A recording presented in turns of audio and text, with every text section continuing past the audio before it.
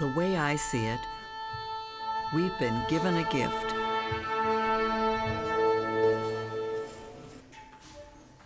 It's the gift of life on Earth. This gift came to us a long time ago. Part air, part water, both of them fresh and clean and good for us. And the soil we were given was pure and fertile, so the things growing here kept us healthy and strong.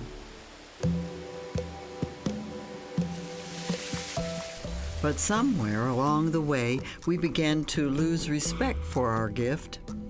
We allowed bad things to happen to our air and soil and water. Sometimes it was out of ignorance. We didn't know any better. But all too often we did bad things in the name of our own convenience or simple financial gain. So that now, just look at us. Our air and our water can poison us. And there are places where it's not safe to eat what grows up out of our soil. We can't go on like this. We're on a collision course with something that can't sustain itself.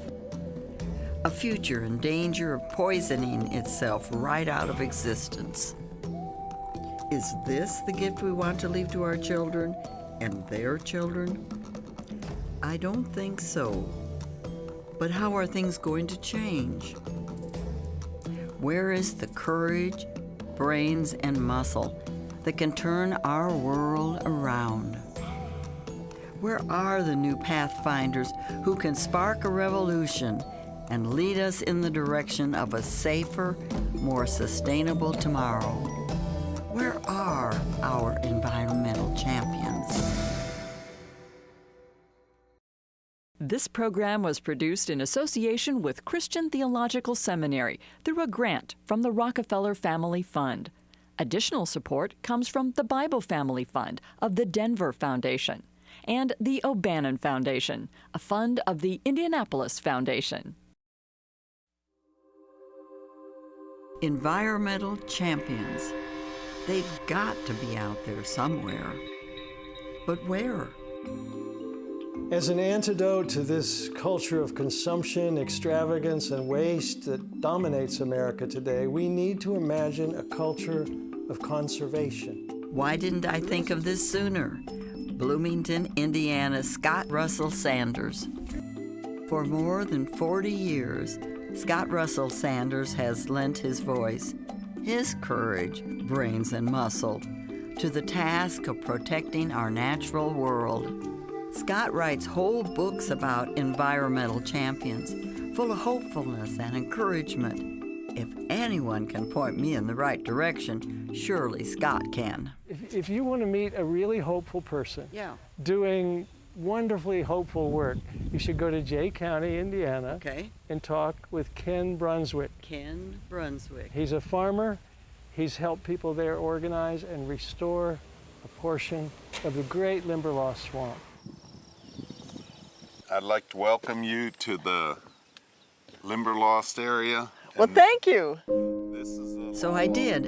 I went over into Jay County and met Ken Brunswick, and he told me the story of Limberlost Swamp, about how back 150 years ago, Limberlost Swamp covered more than 13,000 acres of Indiana's Jay and Adams counties. Of course, Ken wasn't here 150 years ago. He first learned about Limberlost Swamp through books. When I was in the 8th grade, I found Gene Stratton Porter's books at the library. That's naturalist, novelist, essayist, and photographer, Gene Stratton Porter. Her books became worldwide bestsellers in the early years of the 20th century.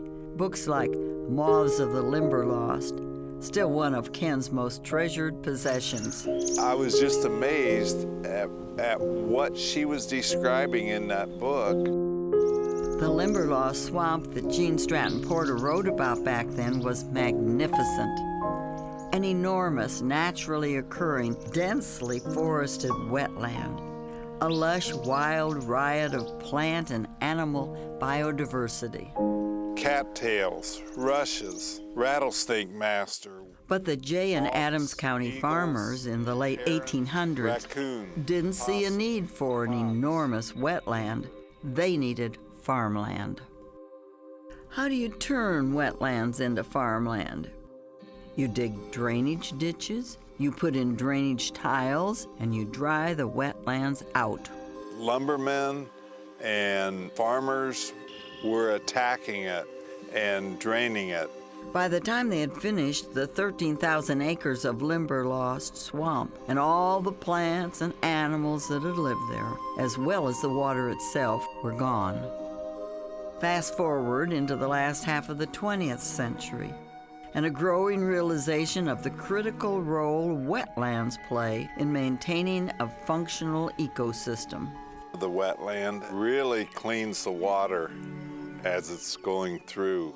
And by holding the water on this land, the water slowly filters through the bottom of the wetland and recharges that aquifer. But the farmers digging drainage ditches back in the late 1800s didn't know that. They had no idea the damage they were doing to the quantity and the quality of their own water supply. Unintended consequences. But Ken knew, and he came up with a plan to make things right. That was about 1988. He spearheaded a monumental effort to raise money to buy back land from the farmers. Low-lying land mostly that even with drainage flooded and was unfarmable more years than not. And no sooner had the drainage systems on this land been disabled than sure enough, the wetlands gone for almost 100 years began to reappear. Oh, I loved that when the water started showing up on the land again. It didn't happen overnight, few things do, but over the course of some 25 years of patience and perseverance, courage, brains, and muscle, 1,700 acres of Limberlost swamp woke up as if from a deep, deep sleep. The new wetlands certainly created a win-win situation for the farmers. First, they got back their money for the underproducing parts of their fields. Secondly, the newly restored wetlands collected water that would otherwise have caused problems on the rest of their fields. Yes, I love it here. And for the rest of us, in need of a close encounter with nature, now we have it. A wonderful new place to lose ourselves and maybe find ourselves. When we talk about this land, you get all excited. Do you have a sort of a sense of this is a calling for you? Does it come out of faith, or what does it do to your spirit? Yes, I feel like it's a calling for me. It seemed like all my life was geared towards this restoration. When you look around, what do you think Jean Stratton Porter would say about what you've done here? I would say she would love this. Probably she'd give me a big kiss right here on the cheek. That'd be all right, wouldn't it? Yes, it would. We get more good news across the state and up north toward South Bend, where the Pokagon Band of Potawatomi Indians is bringing the dredged and dried out Grand Kankakee Marsh, or at least part of it, back to rich, vibrant life. Bonjour, Kyle Malat, Indigenous Cause, Gano, and Dodam. That's Kyle Malat of the Pokagon Band of Potawatomi Indians, introducing himself in his ancestral native tongue. For Kyle and his Pokagon brothers and sisters, restoring the wetlands is a spiritual endeavor, all about achieving and maintaining balance. One of the things in our culture is balance. There's always a balance to everything that we have. We need the farmlands now, but we also need our natural lands. So currently where we're standing, we're about a half a mile from the Kankakee River. This is Jennifer Canine, the Director of Natural Resources for the Pokagon Band of Potawatomi. The property here actually provides a lot of benefits. It provides a lot of benefits to the surrounding neighbors. During flooding events, we're able to hold some of those waters on site, which means that they're not getting negatively affected by those flood waters. I'm talking about restoring the earth. So we call the earth Gokmiskidan, which means our grandmother earth or our grandmother land, because our grandmothers provide for us. The Potawatomi, they would always come around here for like hunting grounds. They talked about this place being like pretty much like a Garden of Eden. And who can argue with bringing a little more Garden of Eden back into our world? Now here's a story about what you get when you dredge two perfectly natural rivers. The Kankakee, which you've already heard about, and its tributary, the Yellow, into little more than enormous, straight-as-an-arrow drainage ditches. The bank erosion that was causing the land to be taken away from the farmers, the lack of drainage due to sediment accumulation, and flooding. Thank goodness for earth science rock stars like these two guys, Siavash Bake and Bob Barr. They've applied their basic philosophy of balance and simplicity to the task of creating a pilot project on the Yellow River that can reduce the flooding, increase the drainage, and minimize the erosion. We're trying to help the river do what it already was trying to do. In its simplest terms, that means four things. First, make the drainage ditches wider. Second, give their banks a more gradual slope. Third, establish and stabilize their floodplains. And fourth, give them a more natural meandering shape. In other words, make the ditches more like rivers again. We were looking for a balance. Something which is natural and more sustainable. Of course, why we do all that is to help the farmers. And the farmers want to get the drainage off the field, and by having a self-sustaining, self-cleaning river system, you give that to them. We also give them the advantage that they're not losing land to erosion. Absolutely, and then again and again we come to the same conclusion that a system that works, a system that would be sustainable, it would help flooding, it would help sediment, sand, it would help the drainage, but it also helps the ecosystem. Balance and simplicity, and it works. We're just learning from the nature. Head up the highway toward Maryville, Indiana, and tune into 89.1 FM, Lakeshore Public Radio. Well, good day and welcome to another edition of Green Fleet Radio. Today, Green Fleet Radio with your host Carl Lissick is a weekly discussion program about all things environmental. Today our guest is Mr. Mark Harburn. He's the Director of Sustainable Practices for the City of Whiting. Mark, welcome back to the show. Yeah, thanks for having me. It's always a pleasure, Mark. As you know, Whiting has been a member of South Shore Clean Cities for years, and you're always doing great work. I understand some of the efforts began with the recycling program in the 90s, and the city received a governor's award from IDEM soon after it was implemented. Can you tell our listeners a little bit about that? Yeah, just like the radio show is particularly to find people doing things right and to really see how other people can incorporate some of those changes into their potentially into a consumer or into their community or into their school or business. I'm your host, Carl Lissick, and thanks again for joining us. And remember, it's never too late to begin your environmental legacy. Thanks. Thanks, Mark. Back down Interstate 65, past the wind farms in White County, and their promise of renewable energy to West Lafayette. 5, 4, 3, 2, 1. Where the Purdue Climate Change Research Center is taking a long, hard look at the changing climate we've created for ourselves. The Purdue Climate Change Research Center has 91 faculty members across 27 different departments. So it's a very broad center with faculty doing a wide variety of things related to climate change. For example, Professor Mike Baldwin's weather balloon, which you saw vanish into thin air a moment ago, is part of a project that measures the effect of climate change on worldwide weather patterns. And this is Professor Jim Garrison, who has come up with a new way to measure soil moisture. Currently, his instrumentation resides at the top of the tower you see behind him, but it is not going to stay there. It can be put onto a relatively small satellite or a constellation of satellites to provide the soil moisture measurement globally. We work all over the world to better understand our environment and how it's changing so that then we can really get a good handle on how to address it. The same passion that pushes Purdue to investigate tough, unsolved mysteries like climate change pushes the men and women of Indiana University's ERI, or Environmental Resilience Institute. The Environmental Resilience Institute is a creation of Indiana University President McRobbie's grand challenge, Prepared for Environmental Change. And it's so exciting at this time that Indiana University is able to put more than $50 million into tools, resources, do research that's relevant, because we know every day we see the effects in our world of climate change, of environmental change in Indiana. We know it's happening.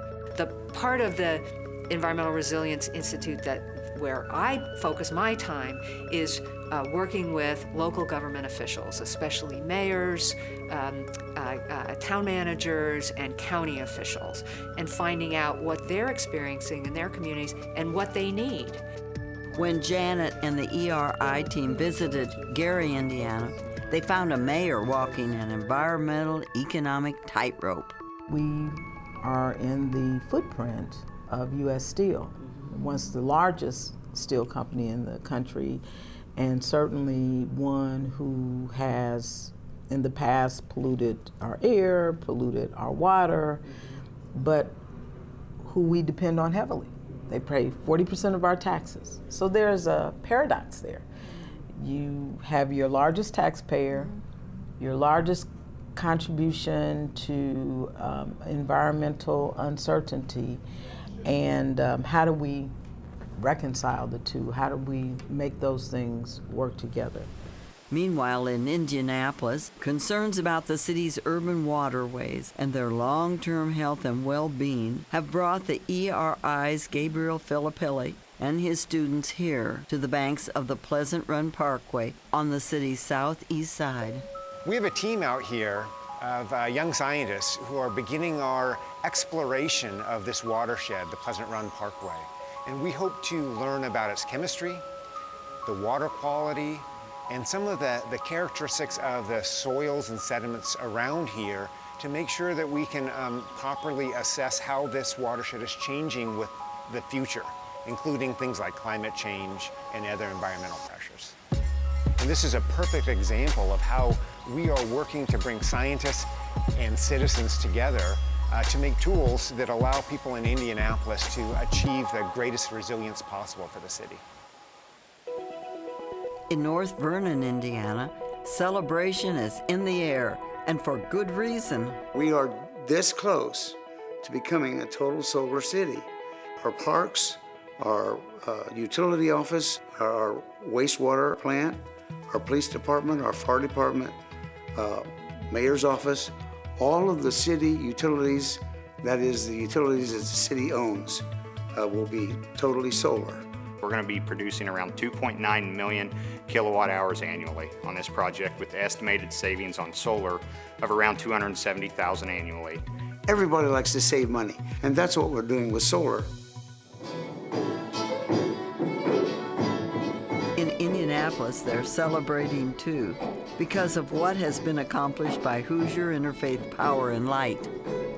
Hoosier Interfaith Power and Light. This is an interfaith response to climate change operating around the state of Indiana. Thanks to Hoosier Interfaith Power and Light, houses of worship of every religious faith and in every part of Indiana are making the switch from dependence on fossil fuels to self-sustaining solar. We can point to over 50 congregations that we have either been instrumental in helping to get solar, or at least have been in some way an inspiration for it, all over the state.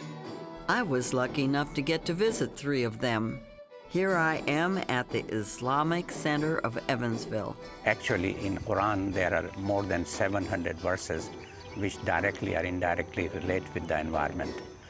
Here I am talking solar panels with Pastor Whitaker at the Progressive Community Church up north in Gary. Every month since we've had them, on average, we save $100 a month on our electric bill. Oh my gosh, that's good. Oh, that's huge. And right here in the middle of Indiana in Hamilton County, I followed the Rectify Solar crew up the ladder and onto the roof of St. Peter's United Church of Christ where the owner of Rectify Solar had a little confession to make. Now, you weren't always in solar power, were you? No, but my path is pretty colorful in a sense. Like, I used to work in a oil refinery.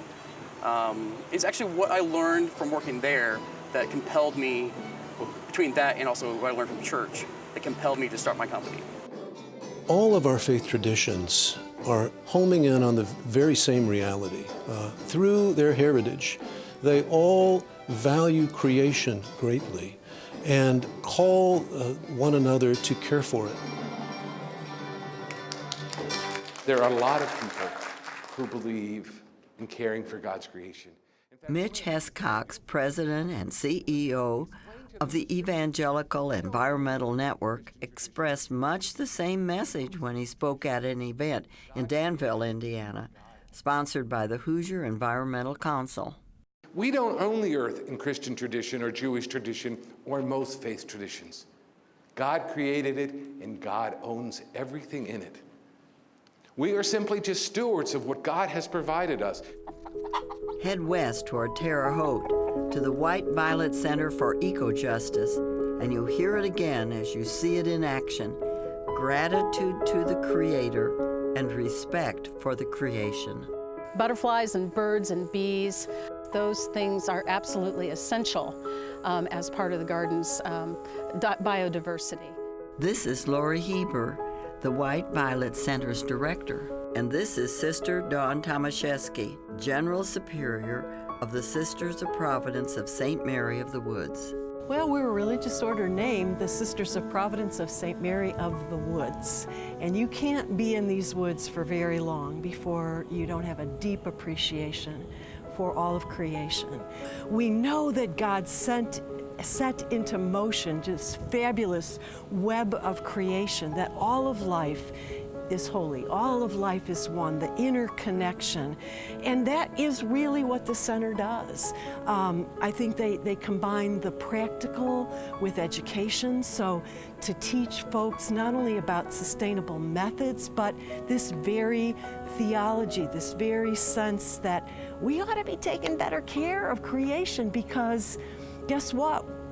The trees can live without us. We can't live without them. Amen. Amen. So on that note, amen. Here on the left, I'm going to put a cover crop no-till environment soil. A couple of quick definitions. No-till is a method of growing crops without disturbing the soil. Cover crop is an off-season crop to protect the soil before and after the cash crop growing season. And on the right, we're going to put a basic conventional till soil, and we're going to see what happens from there.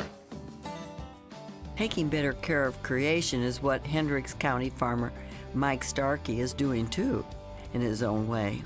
Let's dig up a little bit of soil. Mike preaches the gospel of no-till, cover crop farming. His 2 dirt clod demonstration gives a pretty good idea what happens when conventional till farmland, that's the beaker on the right, gets rained on. It washes away, while Mike's farmland that hasn't been tilled, that's the beaker on the left, tends to stay put. What's this in these big bags right here? Basically, this is the cover crop seed that I purchased. Then there's Mike's cover crops. Whether the seeds are planted from behind a tractor or are dropped from the sky by an airplane. The cover crops that spring up help anchor and enrich the soil, so there's even less erosion, and the need for additional chemical fertilizer is held to an absolute minimum. Less chemicals on the soil, less toxic runoff into our lakes, streams, rivers, and oceans.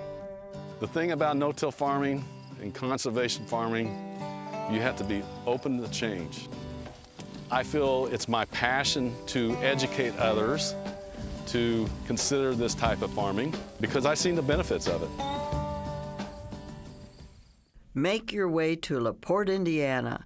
Knock on the door of the American Licorice Company, and suddenly you're a kid again, a kid in a candy factory. Welcome to American Licorice. But guiding each step of the process that brings you such international favorites as red vines and sour punch is a company-wide commitment to environmentally responsible manufacturing and shipping practices, conserving resources and eliminating waste for the protection of our environment. American Licorice calls it their Zero Waste Initiative. Zero waste actually means how we can repurpose, redirect, or reuse some of the materials that we get, either from the suppliers or from our process or the finished product. We have 3 compactors so we can recycle more efficiently. We have flavors that gets recycled. We have flammable, used oil, paint. Those are hazardous stuff, but they are getting taken care of. We also have colors that gets recycled, battery, and light bulbs. Everything gets taken care of. All the scrap metal in the plant are recycled. When we get done with the pallets, they get refurbished and reused. Even our hairnets gets recycled. And that's what we mean by zero waste. What's happening at American Licorice is so encouraging, especially when you realize they are not alone. Those are beautiful Roma tomatoes, and these are grown right here in Spencer, Indiana. At Piazza Produce, on the northwest side of Indianapolis, you see the same kind of courage, brains, and muscle in action. The same dedication to reusing and recycling everything possible for the sake of the environment, but with one additional twist. Well, there's such a variety in here. Here we have pineapple, asparagus. Oh my gosh, portobello mushrooms, huh? You guessed it. Piazza Produce must also deal with the trials and tribulations of a highly perishable product line, which begs the question, what do you do when, despite your best efforts, some of your perishable goods actually perish? For Piazza Produce, the answer is add a comprehensive compost program to your already exhaustive zero waste effort. You know, rather than throwing this into the landfill that also contributes to our methane issues and greenhouse gas and climate change, you know, we're working through a better, more natural solution to dispose of food waste. Bottom line, if you work at Piazza Produce, you are more than just another employee. You are an integral part of a very important team. Now you call them the green team. Yes, and that includes our buyers, our accounting department, our inside sales team. Everybody that works here at Piazza is a member of our green team. American Licorice and Piazza Produce show what's possible with small and medium-sized companies. But how about big industrial, multinational corporations? Can they embrace the green team concept as well? I found the answer to that question on a big green banner at Subaru of Indiana Automotive in Lafayette. The key words on the banner are zero and landfill. And when Subaru says zero landfill, that's exactly what they mean. If you went to a coffee shop this morning and you threw away your cup, you put more into a landfill than our 5,700 associates have in the last 14 years. That's a pretty bold statement, but Subaru can back it up through its own green team-like policy. You reduce, reuse, and recycle, and it has to be in that order. Reduce the waste you generate, reuse what waste you can't eliminate, and recycle whatever's left. Everything from pop cans in the break room to complete auto parts on the assembly line. The associate that is right now moving that bumper is inspecting that bumper for quality defects. If that associate actually finds that there's a defect on those bumpers, the process that we currently have in place is for those bumpers to be reground. So what happens is that material that bumper was actually molded from can be reground and reintroduced into our process to make more bumpers.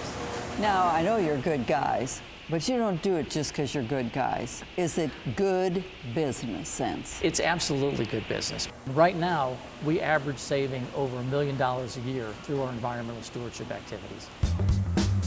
Meanwhile, at Fort Wayne's Aardvark Company, environmental stewardship means compostable, degradable paper straws. Aardvark's timely response to the throwaway plastics that are killing off so much life in our lakes and rivers and oceans. Hoffmaster and Aardvark definitely want to help the environment, and with all the plastic that's hitting the waterways and the landfills, paper straw is a small thing, but it's something that everybody can easily use and really can start helping that environment get better. Not that any soda straw, compostable or otherwise, should ever end up in an ocean. Major distribution centers like Piazza Produce and production facilities like Subaru and American Licorice are made up of large, diverse workforces and a staggering number of moving parts. You see the same complexity in the workings of a major urban hospital with one additional complication. The life and death of your customers rest directly in your hands.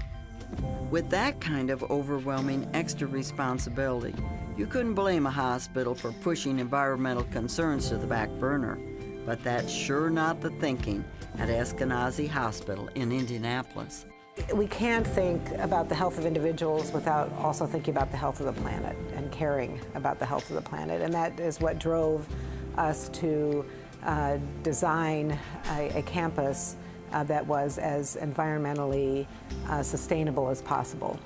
It's no small feat because hospitals are energy-sucking machines, and so we really had to do a lot of other things, very deliberate, to make up for just the natural energy expenditure that is inherent in any facility that's doing, that embraces all the technology we have, for example.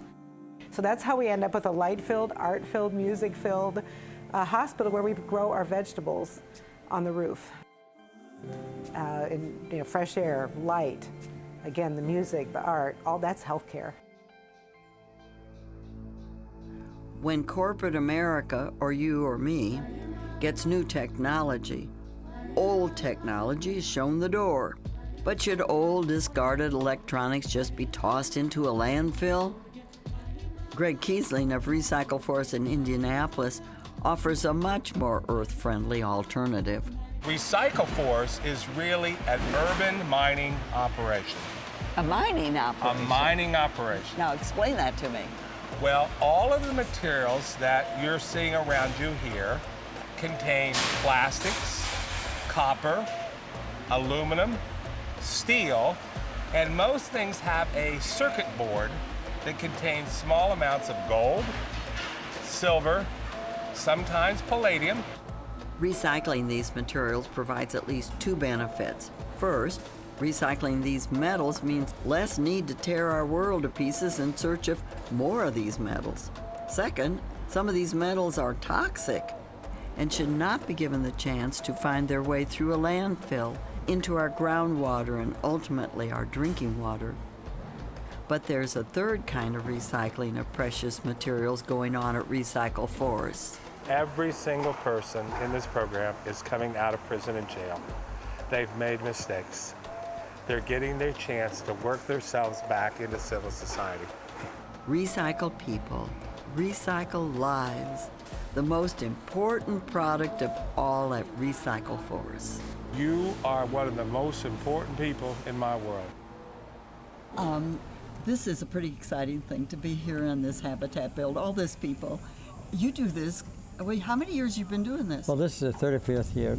I'm so grateful my road trip has brought me to northern Indiana, where the St. Joseph County Habitat for Humanity, as part of the 2018 Jimmy and Rosalind Carter Work Project, is building from scratch what amounts to an entire neighborhood. We wanted a traditional Mishawaka neighborhood, 1 and 2 stories, alleys, really gives that community spirit, that community feel. As part of this project, Habitat is also constructing 4 next-generation net zero energy homes.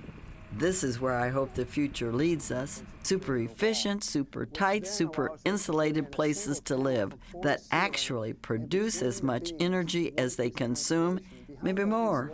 So it's a little noisy right now because they're completing the installation of the geothermal heating system.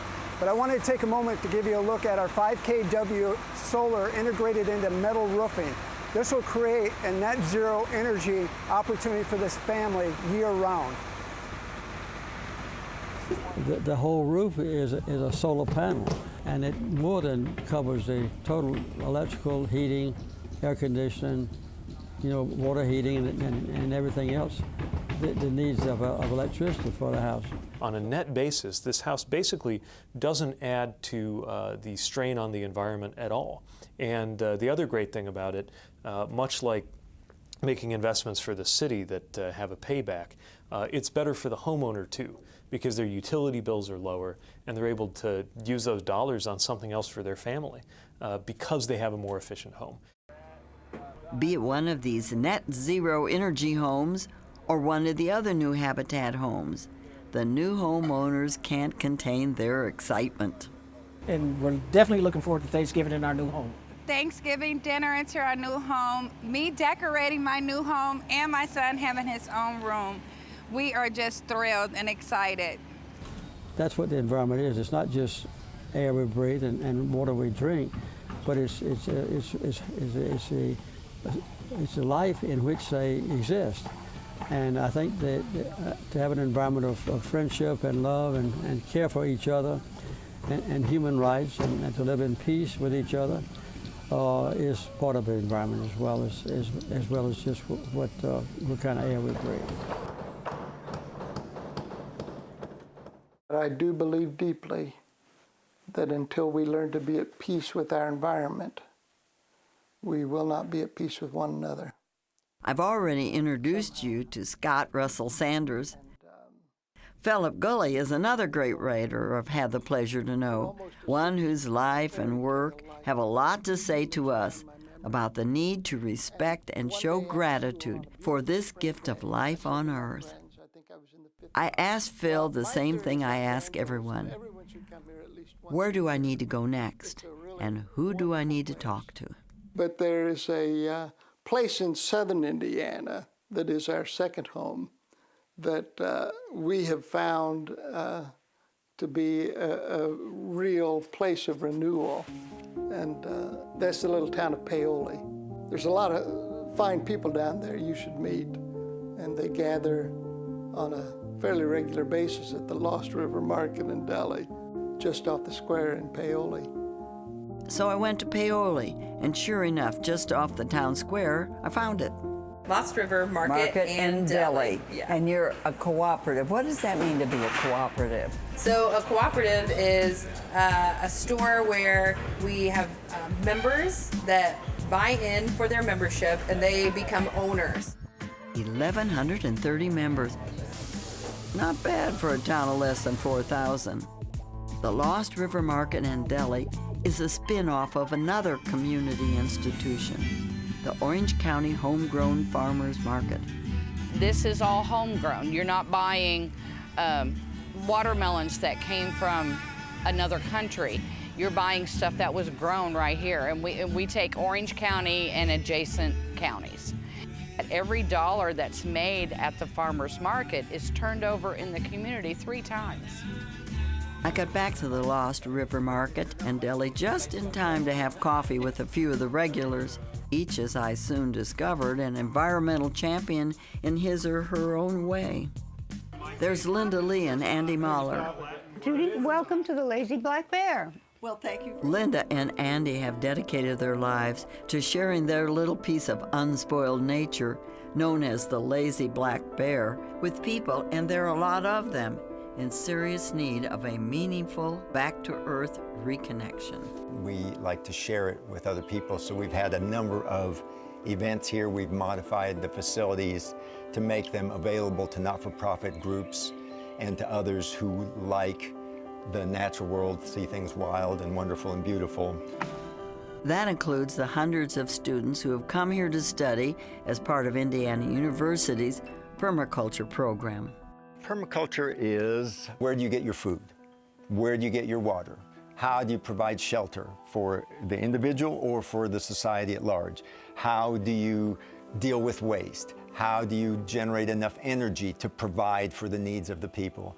The idea is to work with the systems of nature rather than trying to suppress the systems of nature.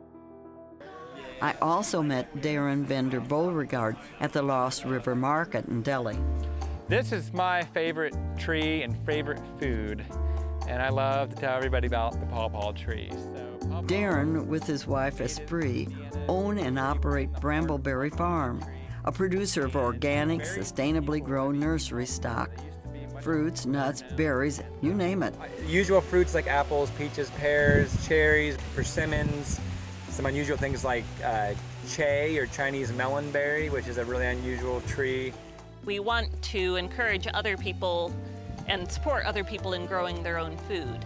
You know, we feel like in terms of people's health and the planet's health, more people growing their own food is a huge step toward both sustainability and also the more that people get involved with the earth, the more people pay attention to ecological issues.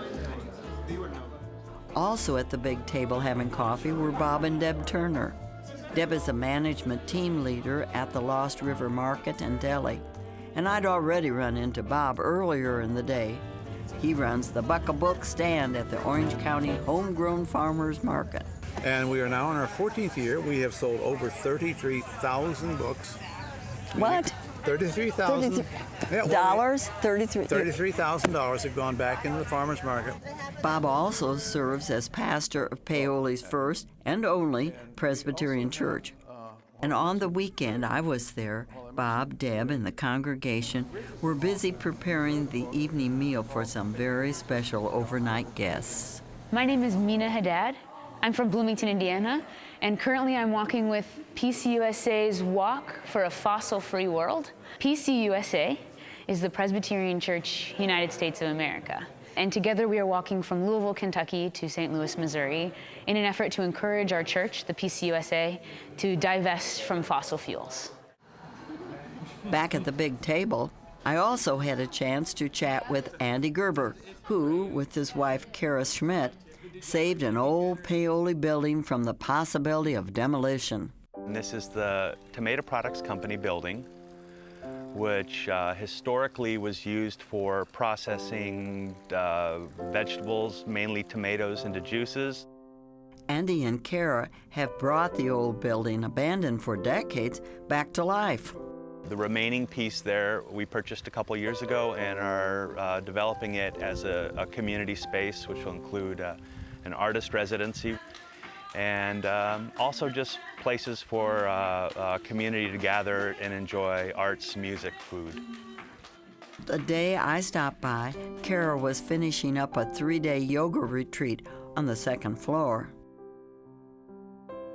It's just one of the many ways the Reborn Tomato Products Company building continues to open its doors and welcome in the community. This is our first event. Kara and Andy's willingness and ability to give this old building a second chance, sparing at the wrecking ball, is itself an act of environmentalism, according to Don Ripkema of Place Economics in Washington, D.C. In almost every scenario of building typology and region, in fact, the retrofitting the historic building was vastly more environmentally responsible. I headed south and west from Paoli and ended up in a part of Evansville known as Jacobsville. Jacobsville was once a bustling community of families, business, and industry. Unfortunately, some of the waste these industries produced was not disposed of properly, and it ended up contaminating Jacobsville's soil with toxic levels of lead and arsenic. There were a lot of foundries here. Yeah. They were jobs, but the ground was being tortured and lead was being distribute it throughout the neighborhoods and everything. Soil samples there have shown that many properties in the Jacobsville area are contaminated with lead. It's a priority, being one of the most contaminated sites in the country. The contamination took its toll on Jacobsville. Severe decline in population and a great increase in vacant and abandoned structures in the neighborhood. Businesses closed, people left. Eventually, the Environmental Protection Agency came in, declared Jacobsville a Superfund site, and over a period of years, the contamination was cleaned up. They had to dig so far down, remove that topsoil, and then replace the soil and the yards. They did a good job, but now what? Once the poison goes away, will the people move back into the abandoned houses? Will they open new businesses? Can a once thriving community like Jacobsville ever really recover from its near-fatal environmental catastrophe? I think that the neighborhood has seen better days, and that, we are onto something way different that we've never seen before. Meet Will Marquez. Will is the founder of With Purpose Urban and Public Design, and he's taken on the cause of restoring Jacobsville and its main thoroughfare, the North Main Street corridor, back to what it was once, and maybe even to something a little better. It's exciting, right? Will's strategy, built on the spirit and determination of Jacobsville's people and institutions the contamination couldn't kill off or drive away. Long-haul neighbors like Central United Methodist Church and its senior pastor, Kevin Reed. Deaconess Hospital, here since 1893, and Linda White with the hospital more than 40 years. Add in people like Mike and Kay McAtee, owners of Zesto, a Jacobsville landmark since 1949. And Dan DeLegge, owner of DeLegge's A Little Bit of Italy on North Main, since 1985. Bring in more recent arrivals like Gayla Bell, owner of Gayla Cakes, and business owners Jesse and Tanya Hagen. It's about neighbor helping neighbor, helping neighbor, helping neighbor. Shine the spotlight on big new projects like the North Main Street Cultural Trail and new affordable housing at Garfield Commons. I love this thing. Use the energy of these people and places to set the stage for a vibrant new Jacobsville. Can it be done? According to Will, it's already happening. Just got a text message from another young architect in the city of Evansville who is wanting to buy another old building. So, yeah, absolutely. If you enter Jacobsville from the bottom end of North Main Street, you are welcomed by a stunning new mural. But maybe what really seals the deal is the fun to be had at the other end of North Main Street. Historic Bossy Field, here since 1915, through the good times and the bad. And it's, my job, I feel, being here, whether it's the mural or, encouraging people to come to this ballpark, that we do something together, and that's how change happens. It's interesting to think about the connection. Pollution that almost wiped out a neighborhood all those years ago, and me here at this baseball game tonight. I think it's going to take a while to sort it all out in my mind. Meanwhile... Want some popcorn? Oh, I always want popcorn. I'm really a popcorn freak. Yeah, me too. In nearby Chrisney, Indiana, I discovered America's first net zero energy public library. Chrisney isn't a big town. The town of Chrisney has a population of 481. But the people of Chrisney had a big goal. They needed a new library. But a library was impossible. Money was way too tight. The only way they could afford a new library was if it didn't cost anything to operate. Chrisney's response to impossible? Advocates like Indiana University's Bill Brown, volunteers like Sandy Dickens, and you guessed it, solar-powered electricity. That's how the utility bills got down to zero. This library would not have been here if it wasn't for the power of the sun.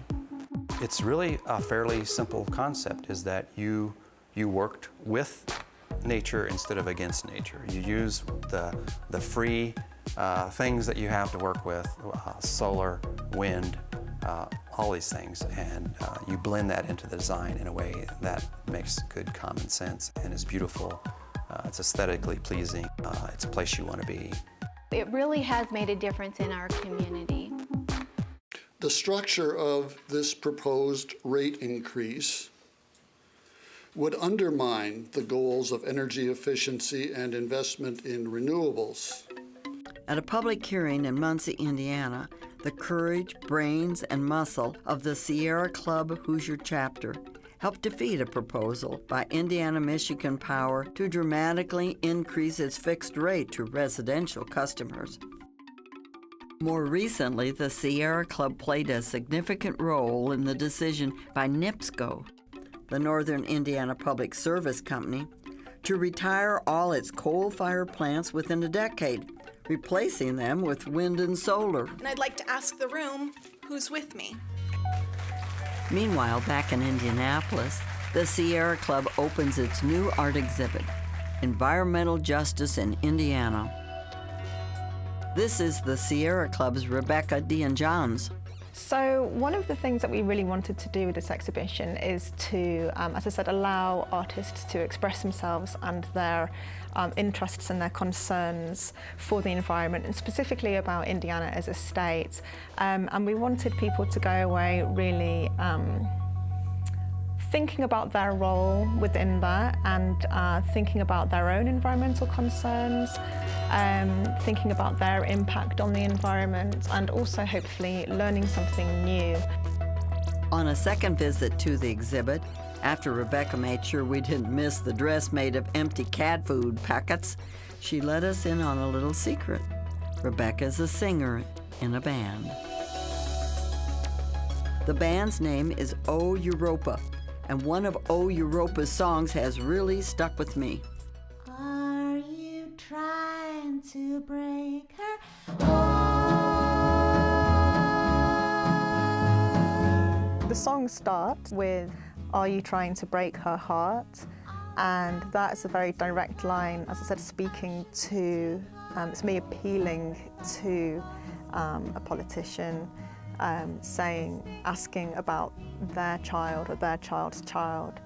Are you trying to break her heart? Are you trying to destroy her future, destroy her world, destroy the environment for her?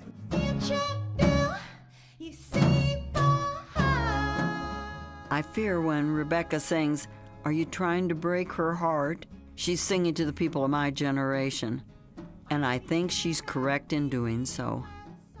My generation has had so many chances to do the right thing, and time after time we fell short, as did, I'm afraid, the generation that came after mine. Not a lot for us to be proud of, especially, it seems, here in Indiana. Indiana ranks quite poorly on the environment. In fact, consistently in the bottom, at best, the bottom 5 states of the country. And so it's a mathematical certainty that that is going to have an impact, because pollutants are toxic. They are going to affect our children, and they're going to affect 100% of our children. Our children. Not only do we owe them an apology, but I'm afraid we're also counting on them to really and truly, once and for all, get us out of this mess we're in. Fortunately, I think the kids will be up to the challenge. I'm encouraged by what I saw at the living, breathing, architecturally stunning Cope Environmental Center off Highway 40, east almost to Richmond. Young people gaining respect for the natural world around them by actually getting in touch with the natural world around them. And just north of downtown Indianapolis, more young people finding out what it means to live their lives and do their work according to the rhythms of Mother Nature, thanks to the Feilige Haywatt Youth Farm Initiative. It really does a lot for them to see this is a plant. This is how it grows. Oh, oxygen. It releases that, and it takes the carbon dioxide. Nidja Oda Ejnakazit. And how about up at the Grand Kankakee Marsh? We're passing on the native tongue of the Potawatomi, means passing on an ancient culture of gratitude and respect for the gifts the Creator has given us. Ninwish. Ninwish Yahweh. And then there were the young people we met out taking a hike in the woods at Earth Charter Indiana's climate camp. I always think everywhere could be like this. Everywhere can be beautiful and have lots of plants that are edible, and you can breathe in fresh air that isn't polluted if we just tried. But the kids at Earth Charter Indiana go beyond just learning to appreciate what nature's given us. They take up environmental issues too, through advocacy and activism. Here they are participating in a march to raise awareness about the ways climate change is poisoning our planet and us. And thanks to their persuasive public efforts, as chronicled in the award-winning movie Little Warriors, the Indianapolis City County Council passed Proposition 21, which initiates a process to reduce carbon emissions, increase energy efficiency, and renewable energy use to create a climate change resilient city that will protect future generations. The environment isn't just something that only one person or one people should be focused on. It's something that we all should be focused on. It's not really just for the scientists. It's not really just for, it's for everyone. It's for the children. It's for the children. It's for the adults. It's for the teenagers. It's for everyone. These kids understand the urgency, and they are not waiting until adulthood to lead in meeting the challenge. In them and in most of the people I've met in 30 years of teaching environmental theology, I've seen two crucial things. First, they've discovered that when they figure out how to work with nature and learn from nature and the spectacular creativity that God put into nature, everything works a lot better. In fact, it's a lot healthier and can save money, often a lot of money. Second, this is actually very satisfying, engaging work. It touches something deeply spiritual in all of us, of whatever religion or none, when we work in harmony with nature instead of against it. As a Christian, this is no surprise, because it's about learning to live as God intended, in right relationship with God's creation, so that all life can thrive on earth. Judy, welcome to the Lazy Black Bear. Well, thank you for having me. I think back to all the men and women and children I met who are doing so much to fix our troubled environment. And yes, meeting these people does give me hope and encouragement. But me having hope and encouragement does nothing if that's as far as it goes. It took all of us to get into this mess, and it will take all of us to get out of it. So tell you what, I'm going to stop talking now. I'm going to start gathering up my own courage, brains, and muscle. Follow the lead of these environmental champions. Figure out what I can do to help, and then get to work. I invite you to join me and see what we can do together. And that's how change happens. In the meantime, thanks for watching. I'm Judy O'Bannon.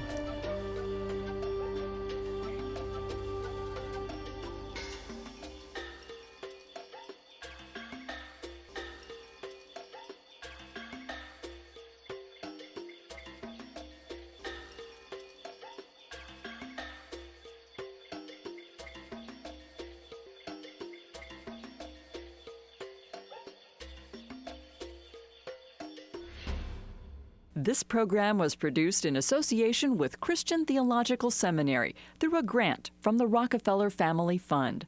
Additional support comes from the Bible Family Fund of the Denver Foundation and the O'Bannon Foundation, a fund of the Indianapolis Foundation.